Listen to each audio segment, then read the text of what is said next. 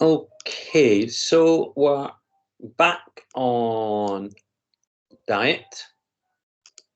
Same as last lesson. And we just really got through that first stanza there. Okay, so oh yeah, I'm just reminding myself now of that second stanza. She starved on, stayed in, stared in the mirror, svelte or slimmer. The last apple aged in the fruit bowl untouched, the skim milk soured in the fridge unsucked, her skeleton preened under its flesh-tight dress. She was all eyes, all cheekbones, had guns for hips, not a stitch in the wardrobe fitted. There's a variety of things going on in that second stanza. What leaps out to you from that second stanza, Fionn? Any line, any image, any technique in particular that you see Duffy using there that really makes you respond? Like that it says her skeleton preened under its tight dress and that she had guns for hips. Yeah, okie dokie, right. So, oh, hang on, there we are. So, delete that one, that was a very good one. So, boom, boom. Now, good choice there with that her skeleton preened. Now,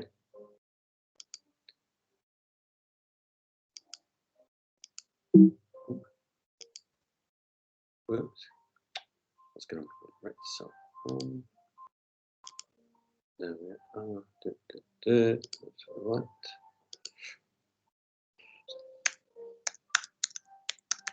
Now that word preened, Fionn, what does it suggest? Who or what normally preens themselves? What sort of action is that? Like an animal. Any particular animal? Is it like something that a cat would do? Not so much a cat. Think of our feathered friends. Just like birds. Yeah, it's a bird-like action. And when birds are preening themselves, what are they doing? They're kind of like smoothing down their feathers, aren't they? Yeah, the smooth. And again, it's all about making themselves look more, flash, isn't it? If you preen yourself, it's that idea of look at me, isn't it?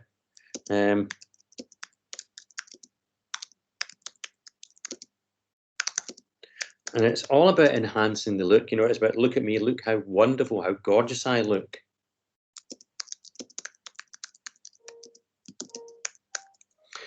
But, and again, this is not going to work, isn't it? If a skeleton were to preen itself, what's that? What are you going to hear there, Fionn? If a skeleton preens itself, Bones. yeah, it's just going to, yeah, exactly. Here, it's just the bones rattling, isn't it?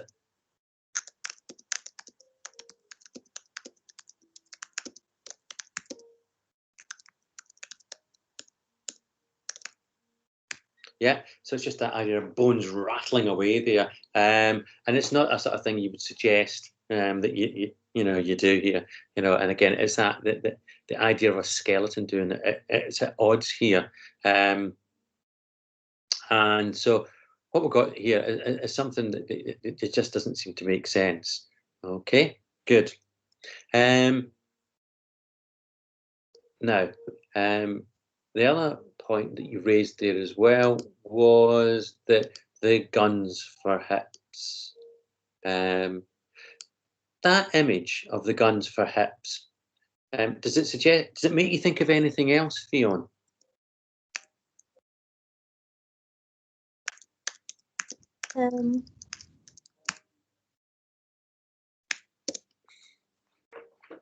What I suppose, oh, sorry, on you go, Fionn. I was just going to say I'm not sure, sorry. Okay. What sort of image has been created there? If I mean physical image of guns for hips. What's that really accentuating? The hips look too big for the rest of it. Yeah, a little bit about that, and again, so wasted away. It literally is that sort of skin and bone image, isn't it? Yeah. And hang on, let's just see if I can get that. Bear with me a minute.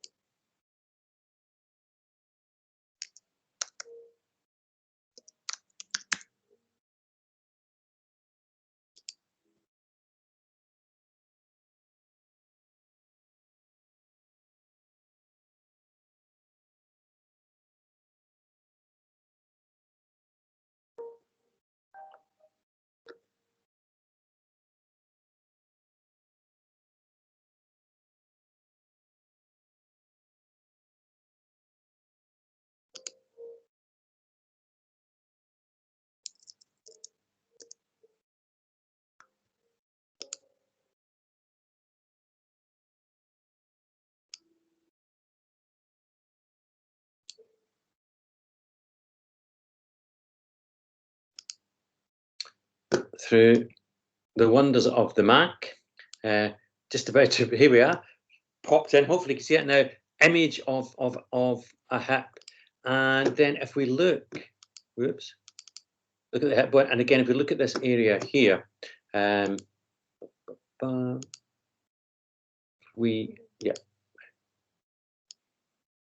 So you just look at the shape there of the actual hip bone, see the gun for hip, you get that kind of, that image, of a handgun, that idea, holding it up. And it shows you that's all that is physically on show.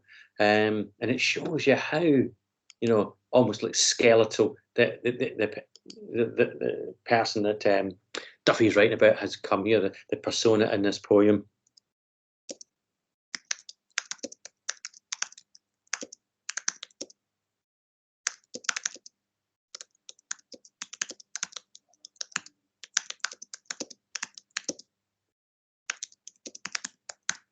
It's that sort of idea of the handgun, and you think again, there's all of these sorts of things like the old cowboy movies. The gunslinger who'd have the gun, who'd have the guns on the hips, literally. That's a gun for hire. That's the other kind of the contextual kind of connection you're beginning to make there. But again, really graphic, really sharp edged. As a lot of these things here, because again, it says all eyes, all cheekbones, and had guns for hips. Okay, so we have that repetition then of all and all. That is all that stands out about everything, and everything is hard edged. We've got the hips, we've got the skeleton, and we've got the cheekbones. All of these things sharp edged. And it shows how she's quite literally wasting away. Okay. Let's fill those bits in.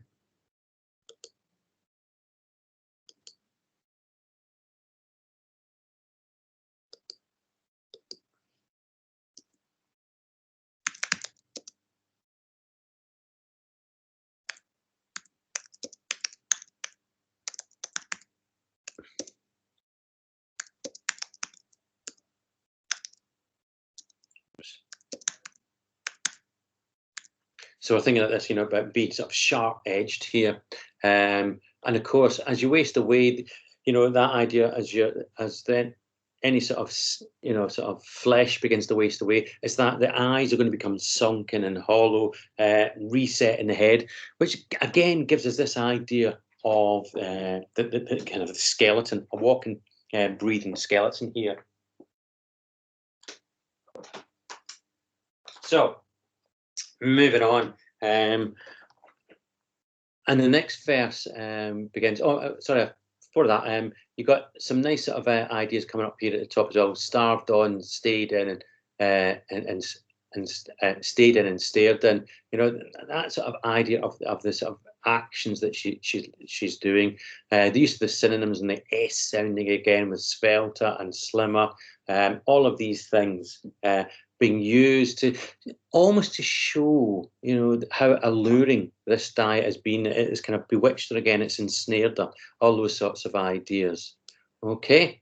So then moving down to the third stanza. what passed her lips, air, water. She was anorexia's true daughter, a slip of a girl, a shadow dwindling away. One day, the width of a stick, she started to grow smaller, child-sized, doll-sized, the height of a thimble. She sat at her open window and the wind blew her away. So, with this stanza now, if we focus on the line here about she started to grow smaller. Nadine, can you think of any character in literature that grows smaller? Literature. Yeah. Thumbelina. Thumbelina?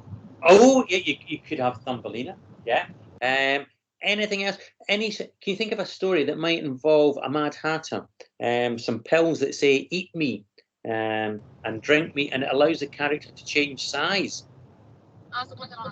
Yeah, that's it. Spot on. Spot on. And so we're getting taken into that kind of strange sort of world of literature again, where all these sorts of things are possible. Let's just highlight those ones.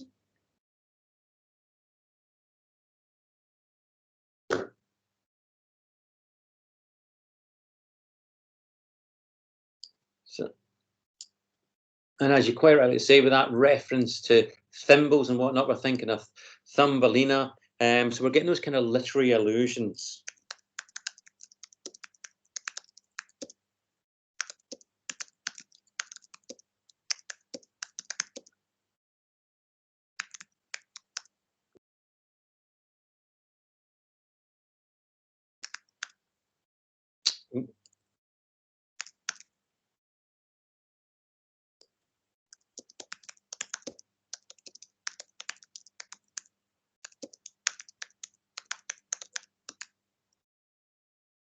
So, and that in itself, by making those kind of references to Alice in Wonderland and Thumbelina, it's giving it that sort of fairy tale quality, unrealistic, where anything is possible. And that reference to her, she was anorexia's true daughter. Again, another of these really sort of killer lines from Duffy that she comes up with. Obviously, it's that idea of anorexia being a disease that can't be broken once you get into that sort of a deathly cycle sort of thing. And again, it shows it's that idea of being the offspring of anorexia, and how much this has grasped and taken hold of her. Then those again sort of use of sort of synonyms to sort of show how much again she visibly is just dwindling away in front of the reader's eyes. She's referred to as a slip of a girl, a shadow dwindling away. Now, Theon, if I can come back to you for a little minute, the phrase "a slip of a girl," what's that normally used to suggest about someone? Like just someone that's very slim, quite small. Yeah, again, and is it generally used in a positive or negative way? Positive way? Yeah, it is, isn't it? As a slip of a girl, that idea, it's got that element of positivity about it, because as you say, it's just that you're young and you're slim, but still healthy.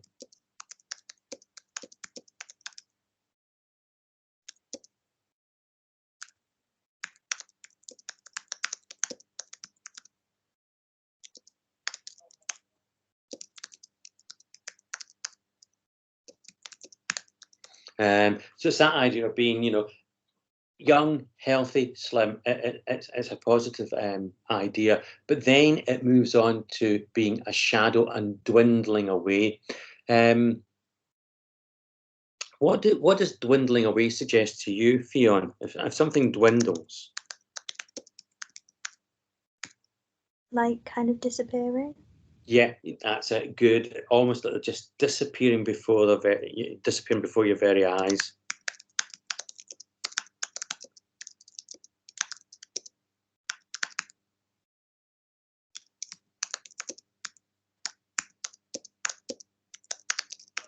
And so it's just this idea that it's ongoing, isn't it? That, you know, slowly but slowly. Now, if you go back to the Cheshire, if you go back to Alice in Wonderland and things about the Cheshire Cat, remember how in that, I think that's Alice Through the Looking Glass, where we have the Cheshire Cats, isn't it? And the cat's up the tree, and slowly the face just, all that gets left in the end is the face, and then that slowly just disappears. It's that idea of something that was, you know, very physical, very real, just slowly but slowly getting fainter and fainter and fainter until she's wasted away until nothing.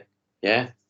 And then we have those sort of reference points. You know, she grows smaller, she goes child size, doll size, the height of a thimble, each one getting smaller and smaller and smaller and smaller.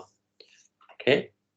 And so we then move on to the next verse where she's seed small. She was out and about looking for home. An empty beer bottle rolled in the gutter. She crawled in, got drunk in the dregs, started to sing. Down, out, nobody's love. Tiny others joined in. They raved all night. She woke aloud, head splitting, mouth dry, hungry, cold, and made for the light. Now, again, we go into this sort of territory where Duffy creates a pretty surreal scene. Because she's no longer kind of like human. She's seed small, so it's this airborne kind of particle, almost like the seed of a flower, whatever. She's getting blown away from this way to that, and she ends up and crawls into this sort of beer bottle, and from there, her kind of journey and her movement carries on. Now, Fionn, what does that suggest to you that she's literally become? Because if you remember in shopping, we have this transformation from, you know, a human being into a shop. If we think about a transformation taking place here, what is the human being who's gone on this diet suddenly become by the end of this verse, do you think? Like nothing, like she's just disappearing.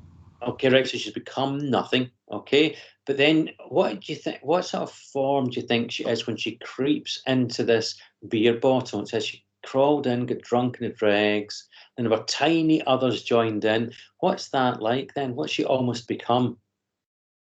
What could the tiny others be? It sounds like insects or like little animals. Yeah, like, I think even smaller, because we know that she's got so small that she's been blown away. What else? What else is small and can make its way into the human body? Think scientifically here. Oh, say that again, Nadine. An imp? Oh, you possibly think scientifically. Think scientifically. What makes its way into the human body? Through things that we eat, things that we drink. Like germs and like bacteria. Yeah, and again, this is what we're beginning to get now, isn't it? That sense of it, she's almost become like a bacteria, a germ, a parasite that is ready to prey in the human body. Yeah, and again, it's this idea of what dieting can reduce you to, and it almost becomes. Okay, get these bits. Whoops. Put in. Doodle-doo. Pin mode, ink, text, and home. Ah, good. Get bigger.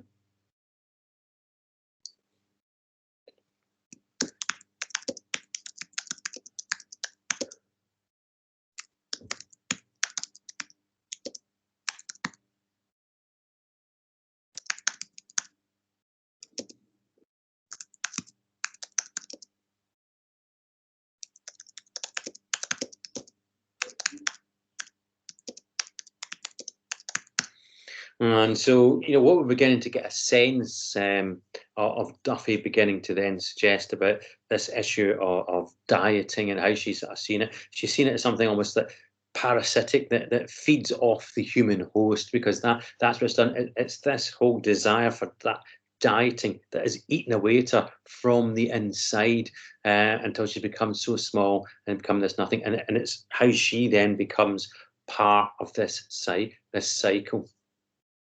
So we've got that, you know, she's the tiny others that joined in, they raved all night. She woke alone, head splitting, mouth dry, hungry, hungry and cold and made for the light. And so we're beginning to again see more of these signs of the impact of dieting. It's the effect that it's having on the human body, just as it was earlier on. The guns for hips, the sharp cheekbones, all eyes. Now we've got the sort of impact on the skin, the mouth, the physical appearance again, and the physical well-being. And again, it's almost like, some sort of creature it makes for the light. Okay.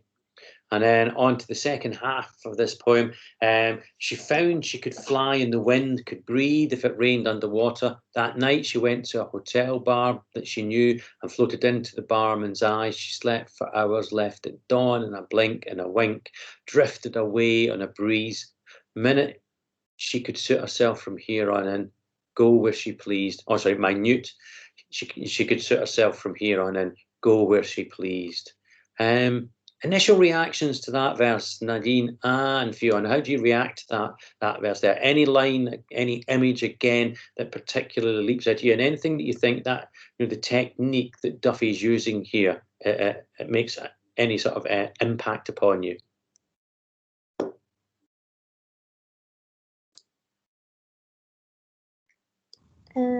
Like that she could fly on the wind. Yeah, right. So that yeah. And again, it's almost as if she could fly on the wind. It sounds, on the one hand, you think about it, she's got what, Fionn? Like wings? Yeah, maybe, yeah, good, yeah. As if she has wings. And again, if she's flying on the wind, maybe the sense of like a superpower, yeah?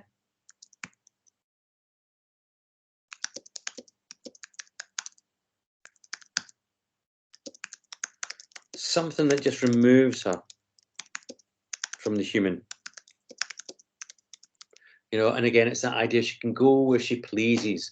What about this effect here? This, it says she slept for hours, left at dawn in a blink and a wink.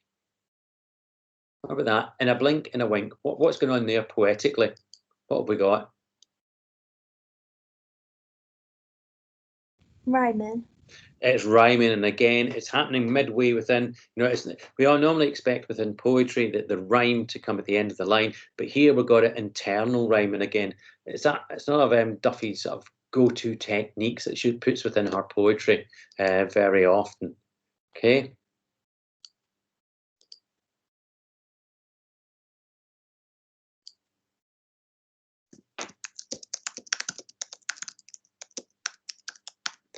Oops. And if we think about that internal rhyme, how does it impact on the mood and the tone here? Because obviously the actual kind of message that Duffy's getting across here is that kind of the serious impact, the destructiveness of this diet it can have on humans, especially on women here. That we see this. But then we have this kind of internal, right, and it is kind of used throughout the poem itself. Earlier on, we had, we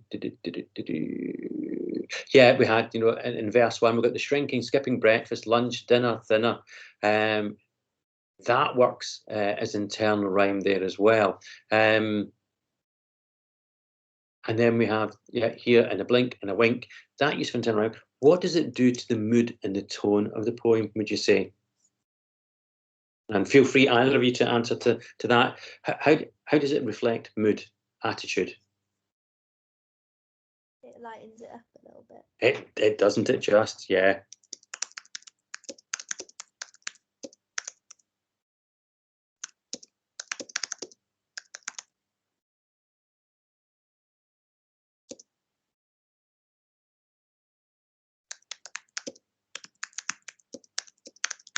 And it's that idea, it's almost sort of casual in tone, that sort of chattiness, isn't it? In a blink and a wink. There's no sense of doom and dread going in here. And so it's something that is, at odds, quite deliberately at odds. And it makes some of the more harsh images that Duffy's giving us here. I suppose it's easier for us to sort of take in as a reader, but it also brings out that sharp contrast, that the imagery, some of it, the ugliness of the imagery that she's giving to us as readers here isn't mirrored in this mood and this tone that's going through it, which again could maybe reflect that sort of attitude to those who take up these sort of kind of diets, not thinking about the repercussions that they're going to have further down the line. Okay. And again, we get more images here, isn't it, of that idea of being a sort of a parasite looking for a host. You know, that night she went to the whole hotel bar that she knew, floated into the barman's eye. So was that way she's kind of just, you know, manages to sort of impregnate into the human body there. And it's that idea, it's minute. She could suit herself from here on and go where she pleased. And so it's that idea about sort of traveling around almost like the human body. And that's a sense of going undetected, unnoticed from person to person. And we get it, it's almost like a contagion that's happening throughout society, unnoticed.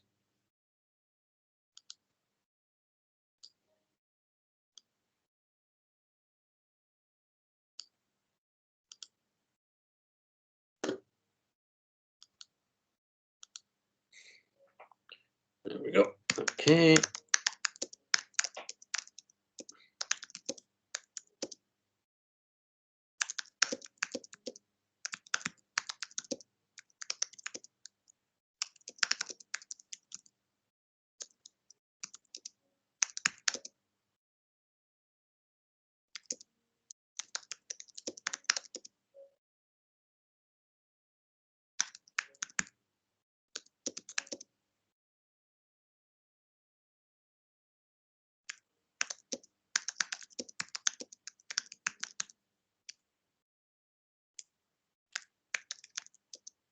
Oops.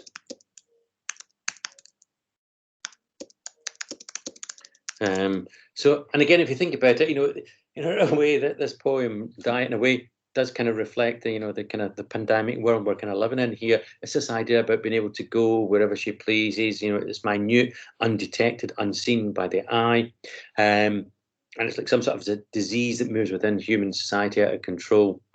Just as we're seeing all these kind of different, we hear about these different variants to COVID right now. It's that idea about how it adapts to the surroundings, the idea, okay? And so this diet now as well, sort of taking on this kind of almost like predatory role within society. And again, more of that idea of being sort of predatory with the next verse there, that opening line, she stayed near people, lay in the tent of a nostril like a germ. So it's that idea, once again, you know, of being a germ, a bacteria, a disease, dwelled in the caves of an ear. She lived in the tears, swam and moved from a south to a mouth, kept in the chap of a lip. She loved flesh and blood, wallowed in mud under fingernails, and dossed in the fold of flat on a waist. Lovely. Now, Fionn, can you identify more internal rhyme for me, please, in that verse? So like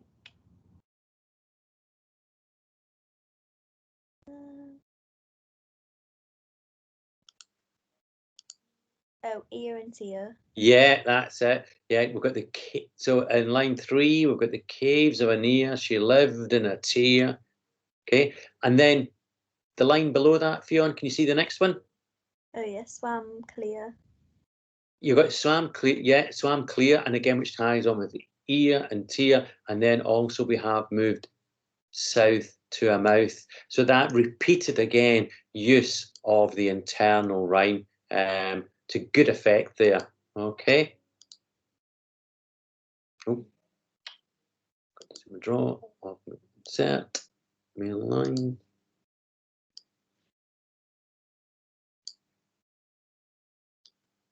Oops. Oops, oops, oops.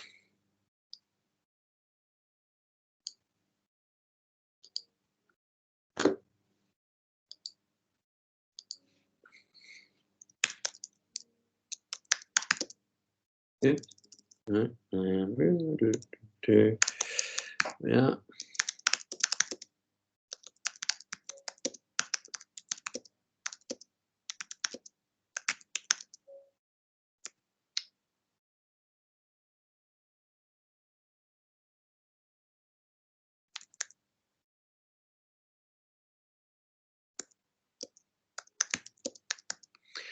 So again, it keeps this sort of pace picked up here with these sort of rapid fire sort of internal rhymes. You know, the caves of an ear, she lived in a tear, swam clear, moved south to a mouth, and again, it's shown with almost like with lightning speed. You know, this idea of the gem going from place to place to place. Okay, now it says she loved flesh and bone. We've got a new image here for this sense of what the diet has become. It's giving it a personality. Nadine, what do you think of what seems to love flesh and blood? Can you and think sort of gothic horror here? What does that give us a hint of? A vampire? Yeah, spot on, spot on. We're getting that sort of vampiric image here, which again, you know, it's that idea, you know, almost like a succubus living off a human host, parasitic again. Yeah. Oops.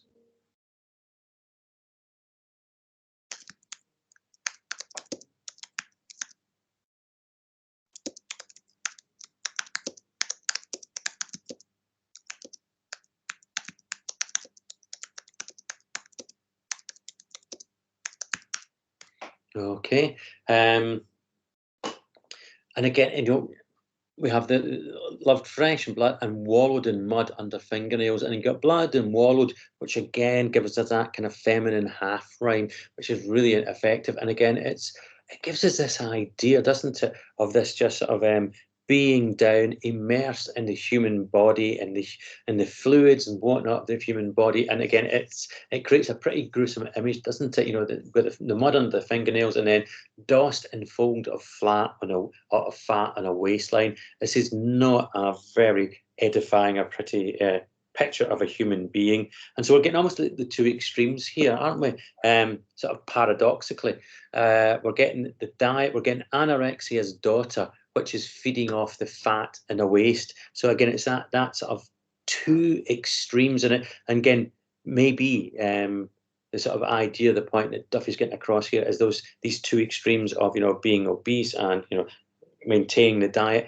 They are not so far apart. They're part of the same issues, part of the same problem, inextricably linked. Okay. There's my arrow.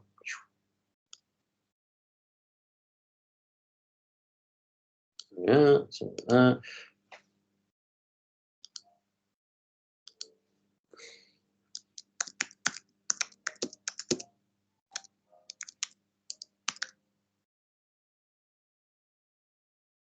Oops.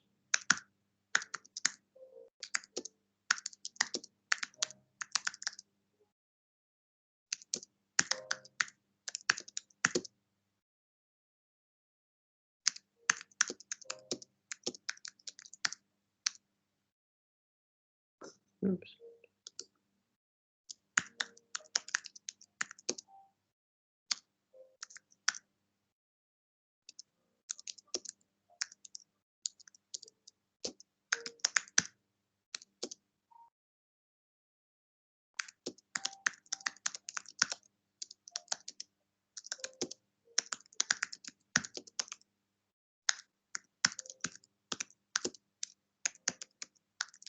Okay, so we're getting those ideas of you know, the fasting. And again, if you think about it, isn't it one of the sort of problems with anorexia is that you eat, sort of you gorge yourself, and then the minutes later you're going to be sort of making yourself sick to get rid of it all. And so again, it sees the connections between the two issues.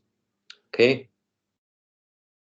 But when she squatted the tip of her tongue, she was gulped, swallowed, sent down the hatch, and a river of wine, bottoms up, cheers fetched up, and her stomach just before lunch. She crouched in the lining, hearing the avalanche munch of food. Then it was carrots, peas, courgettes, potatoes, gravy, and meat. Then it was sweet. Then it was Stilton. Roquefort, Vieslacker casa gex. It was smoked salmon with scrambled eggs, hot boiled ham, plum flan, frog's legs. She knew where she was all right, clambered onto the greasy breast of a goose, open wide, then chomped and chewed and gorged inside the fat woman now trying to get out. And there's that real sort of ambiguity at the end. So we get lots of familiar techniques from Duffy. So we have the just move this over here out of the way. So in the final two verses there,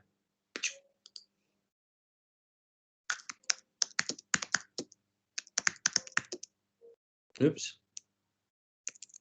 So obviously we've got that sort of rapid fire listing technique by Duffy.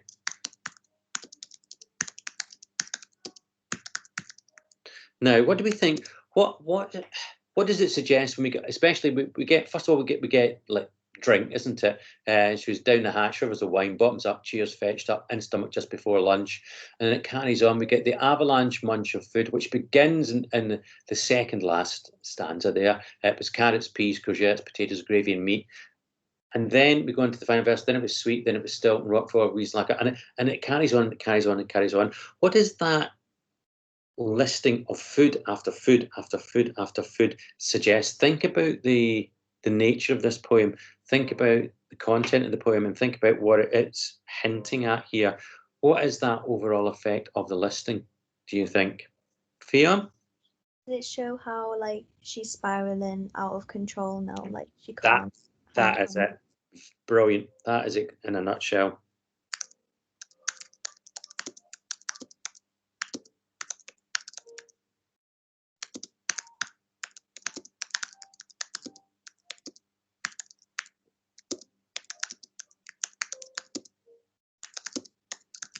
Isn't it? There's no real pause for breath here. It's all just indiscriminate, isn't it? We get this sense of it being shoved in the mouth, shoved in the mouth.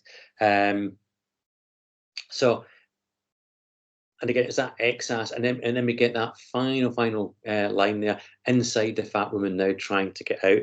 Again, just as we said before, that idea of within every, every sort of big sort of obese person is this sort of tiny, skinny person wanting to break out, from the diet. But we've also seen where the diet kind of leads to, and it's this idea of the vicious cycle that is, followed. One leads to the other, and again, it can't be broken here. Some really clever use of structure within the poem as well. As you can see, we've got that second last verse there where it ends on the gravy and meat, and then immediately beneath it, it opens up with the one, which again, that sort of drop down to the verse gives you the pause, but then that pause almost immediately overridden by the use of that word then. That word then, it takes us back right to the here and now. It's immediate, and so there is that no sense of a pause for breath. It's drinks, main course, onto sweet, onto the cheeses, all the way through, just gorging and gorging and gorging and gorging. And so again, as you were saying there, Fionn, that sense of that this is something out of control here. Okay, and so that really takes us to the end of that poem now. So what we will do next lesson, which I believe, if I just look at my timetable, I think, is it Thursday? Yeah. What we'll do on Thursday is we're going to look at a sort of a exemplar response to a poetry question on Duffy. So, because you get those questions that we've looked at together so far, we'll look at a exemplar response, and then you're going to plan out, and this week start to write your response to two of Duffy's poems next, okay, which will get completed by next week before we break up for half term. Okay. Yeah, and I've just seen flash up on my phone that in Scotland, primary schools and nurseries are going back after the 22nd of February. So Really? maybe, yeah, who knows? Because I think we got an announcement on Friday, haven't we, from the Welsh? Oh yeah. Yeah, about schools. So maybe, who knows? Maybe I hope we at some go back. point next half term, we might actually get to see each other in Yeah. reality. Flipping heck. Oof, can we cope? Okay. Right. Thank you. That's the end of today's lesson, and I will see you all again on Thursday. Thank you. Okay, thank you. Bye. Bye. Thank you. Right, thanks, Nadine. Bye.